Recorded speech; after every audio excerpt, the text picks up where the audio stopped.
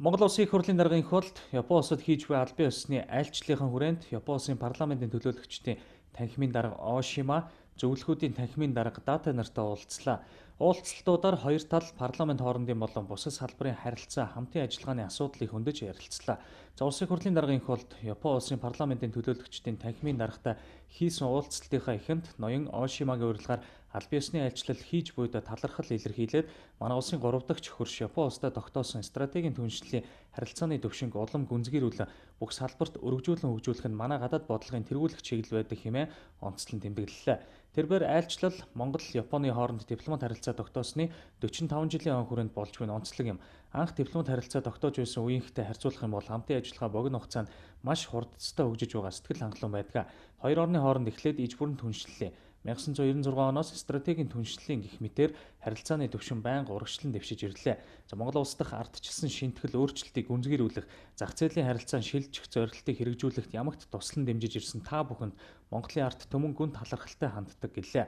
За Япон улсын парламентын төлөөлөгчдийн танхимын дарга Оошима хоёр орны харилцаан зөвхөн засгийн газрын төвшний биш, парламент хоорондын харилцааны чухал.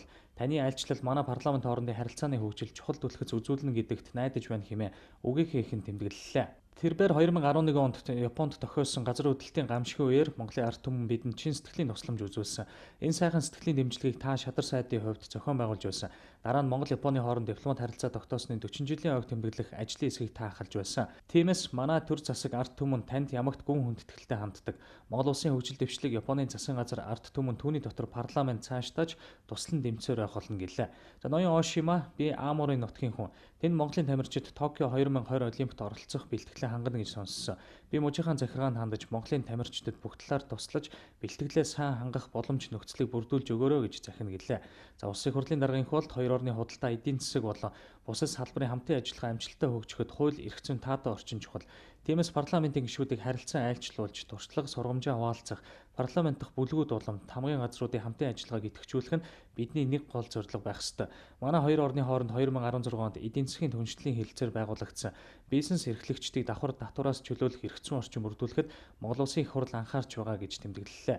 За түүнчлэн хоёр улсын бүс нутгийн хамтын ажиллагааны асуудлыг хөндөж ярихдаа Япон улс нэгдсэн үндэсний байгууллагын аюулгүйн зөвлөлийн байнгын гишүүн болохыг манай улс байнга дэмждэг. Манай улсыг ASEAN-т элсгэд Японы тал дэмжиж Зүүн Азийн хамтын ажиллагааны механизмд нэгдэхийг сайшааж, Зүүн Хойд Азийн бүс нутгийн хорцтмол байдлыг намжааж, инх тайван доктортой байдал бий болгоход хамтран ажиллаж байгаад талархлаа. За уулзлалын төгсгөлд улсын хурлын даргын их болд ноён Оошимаг Монгол улсад айлчлална гэдэгт итгэж байгаагаа дахин нотлолоо.